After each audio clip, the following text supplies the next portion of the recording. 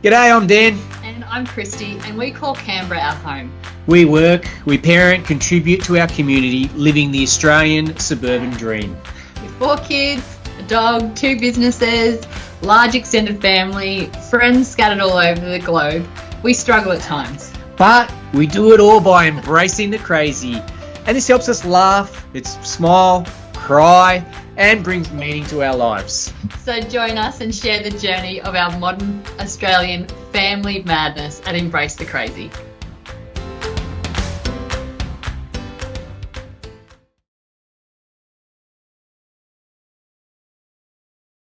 Hi there. Hey. Today we're going to talk about diversity of financial management and how we manage it in our house and our priorities when it comes to finances.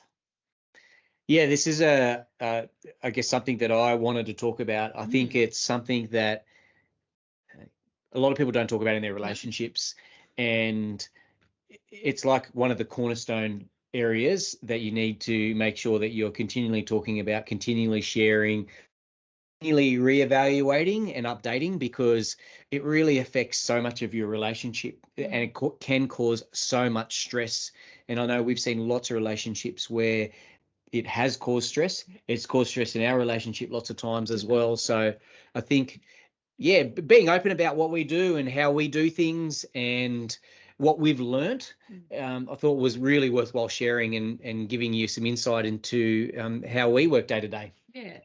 So it's very interesting because we both grew up in families that were very financially astute, I suppose. Where my dad taught me a lot about managing finances, and I moved out of home when I was quite young, and had a few years before I met Dan and we got married, managing my own finances and how to do that, because quite often it's not something that is taught to children at home or at school.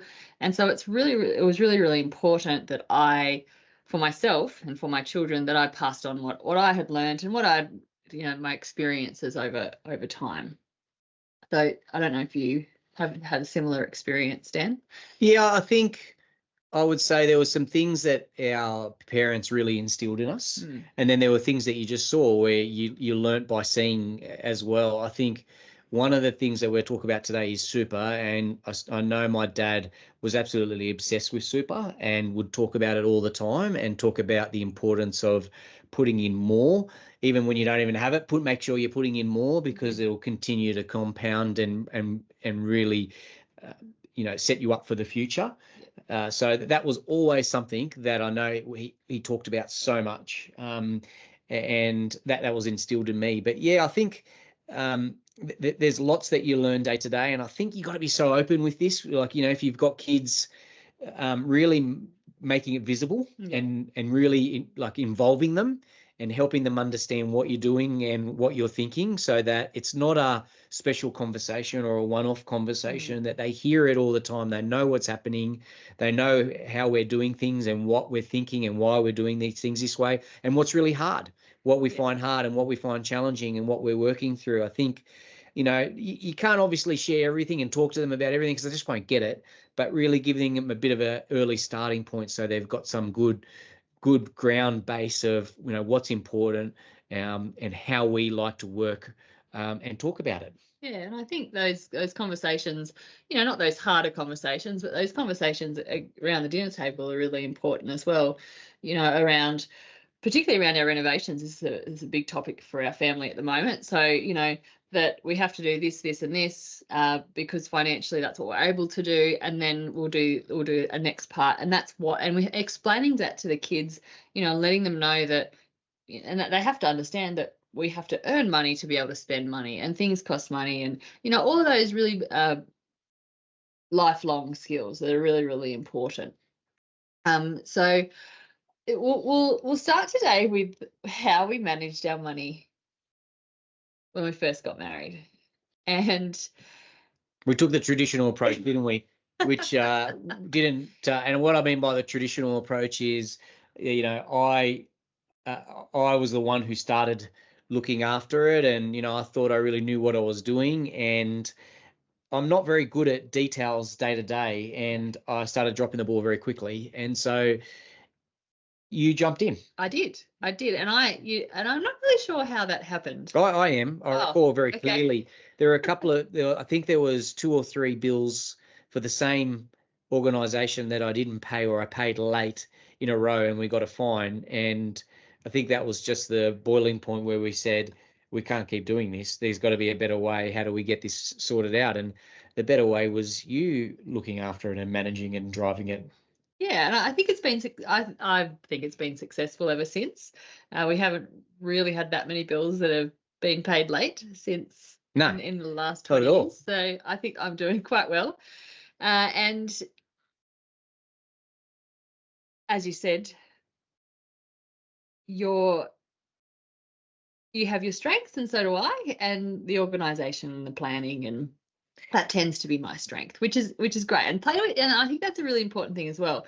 Play to your strengths, and if neither of you are strong or in your partnership, then learn. There's lots of ways you can learn better strategies. There's heaps of stuff online that you can easily download for templates for budgeting and working out what's going in, what's coming in, and what's going out, and the timings around that. There's plenty of things, and that's that's how we've learned as well over time. Yeah, one of the reasons I wanted to talk about this is because that's probably not that common.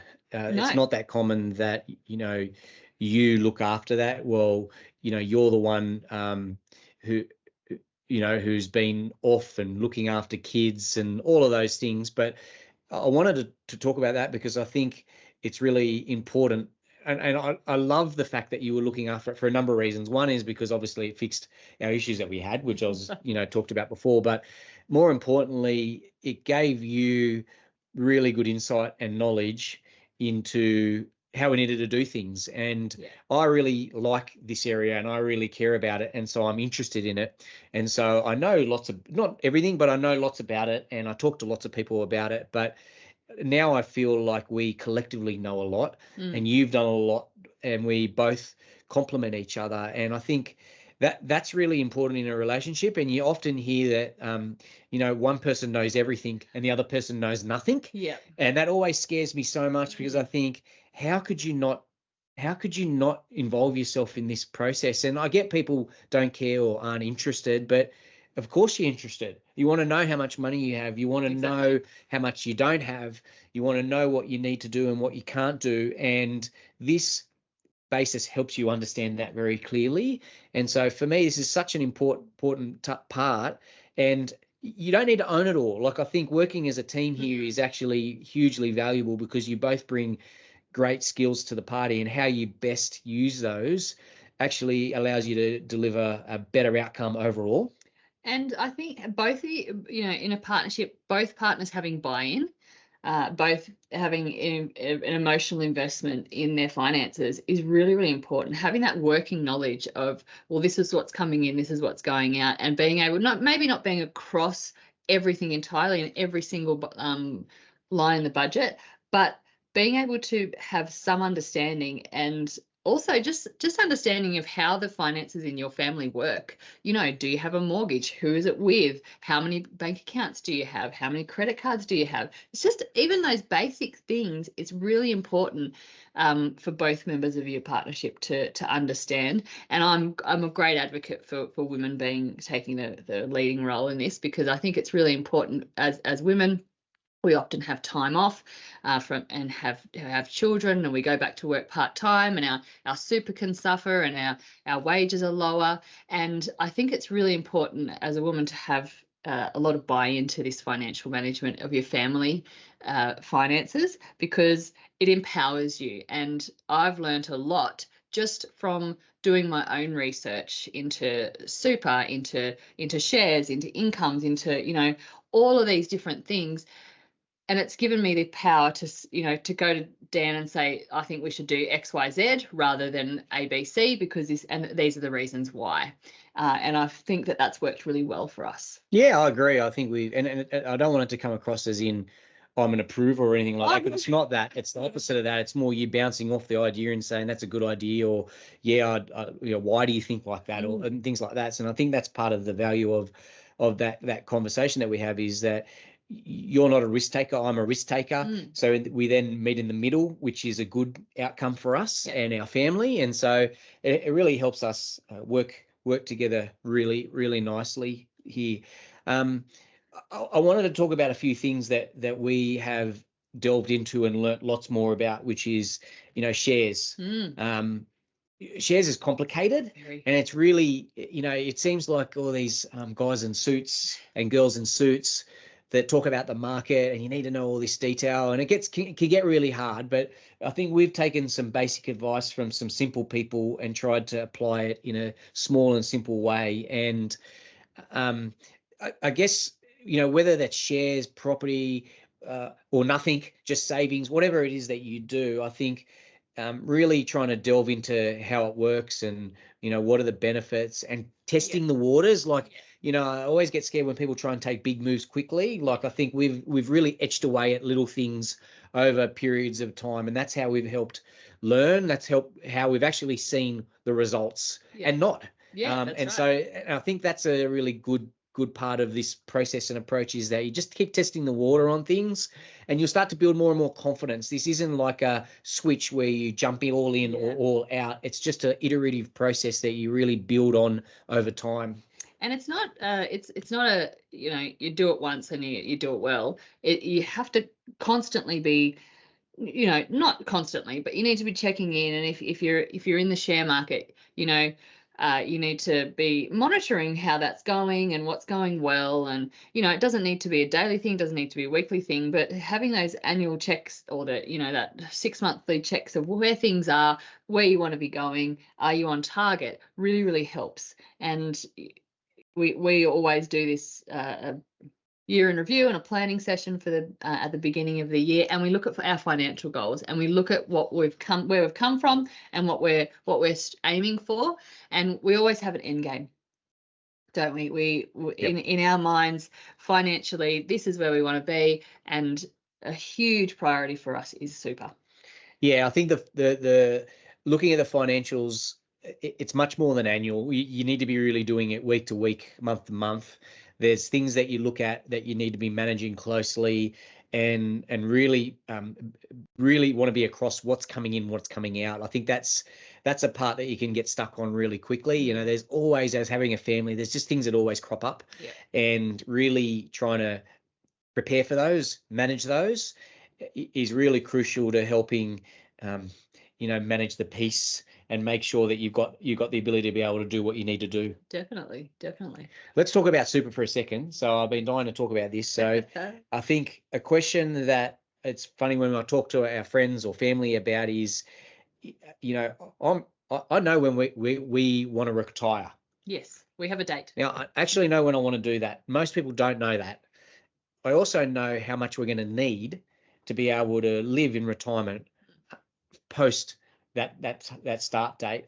Now, that's really easy to find out. You can work that out online. There's a number of different sites that allow you to do that, but you need to know how much do you think you're going to need month to month, year to year, once you're not working, to survive or complement your work and retirement, or however it's going to be in the future. Who even knows if we're going to retire, to be honest? Probably be working forever. But we've got a view in our head of, all right, we're going to hit this certain age, and that's the point when we'll be working for different reasons rather than money reasons.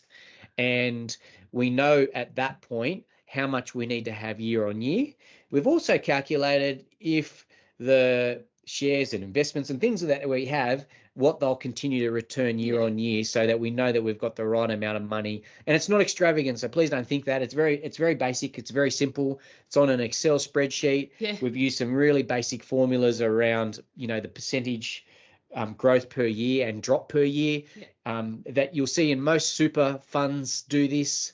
Most major funds will say what they return year on year and what they've done over 10 years. And you can use those as averages. It's not a perfect science, but it's probably pretty close. And that allows you to have really clear sight of what you're going after. And I think that helps so much because you've got control of it. a lot of people don't feel they have control of this and don't really know. Yeah. They're like, I'll know when I know. And for me, that's not the way that I want to live. No. And we want to live. And if you're happy doing that, that's awesome. Yes. I think I wish I could be like that. But for me, I want to be able to control it and know exactly where we're going, what our target is, when we're going to get there. So it really helps define success in my mind. Yeah. And success is different to everyone. So I'm not saying that's the right answer, but for us and how we are, it really helps me get to the view of, okay, I know what we're going after. I know what we need to do. And the most important part is we know what we need to do every month. Yeah. I know what we need to do every year. I know how we're going to need to scale up, how much we're going to need to put in certain areas to be able to get there. And it's really hard because when you start to do that, you're like, okay, well, we actually need to put in more here to be able to hit what we want to do. And so, but it really keeps you honest because now we're not saying, oh, well, I'm going for this target and I think we're there this year. We know week to week, month to month, have we put the right amount in to be able to get us to our end game of where we want to be? So I think it's just such a important thing to have. And maybe this has been instilled from my dad, who really talked to me lots about this. But for me, it's such a important part of controlling your destiny. Controlling your destiny. Absolutely. Yeah, absolutely. It's interesting because I feel as though back when I was working prior to having children, prior to meeting you, I should have been putting way more in super, but you don't think about it when you're 17 and you've got your first job, or you're 16, you've got your first job. It's not something that crops up. It's not something that you think about. But now that, now when our kids are getting a little bit older and they'll be getting their first job, I know that we'll be discussing that with them. How much do you actually need to be able to spend to live your life? But how much can you save towards your super, pre-tax, that salary sacrifice type of thing? Because there's so many ways you can do this prior to tax, and there's I hope that conversation filters through to our children and they're a bit more aware of it as well. Yeah, I think it's something that you got to invest time in. You got to know what's going into your super, who manages your super, how they perform. Yeah. And there's such boring things. I get it. Oh, it's so not fun and it's so admin heavy. It's really hard to find out. There's a lot of people selling to you. So it really is difficult, but you have the ability to control this and it's for you. The more you do early, the better it is later. All the cliches that go with this, but it really is such a valuable part to have control of and really know really clearly. It really will set you up for whatever you want to do in the future, and making sure you got the right capacity to be able to do what you want to do. Yeah, exactly. So I hope you found it helpful of our perspective of financial management and how we manage. We did focus a lot on super, but that's something that really we flagged that was really important to us, and that we have got a lot out of in terms of being able to manage that effectively. We're going to need to talk about budgets another time, aren't we? We are. Because we also are pretty fierce on that, and making sure that that's up to date. And that kind of talks to our, reporting, our kind of, I shouldn't say reporting, I'm talking about work now. Sorry, we're just. But our life, our, talking about how, what comes in and what doesn't, and how we manage that process. So that's also a big part. So I think maybe another segment on that in its own. Sounds good. Great talking about this. All right. Hope you've learned a little bit. Please let us know if you have any tricks or anything that you want to share. We're keen to hear about that as well. Have a great day, everyone. See you guys.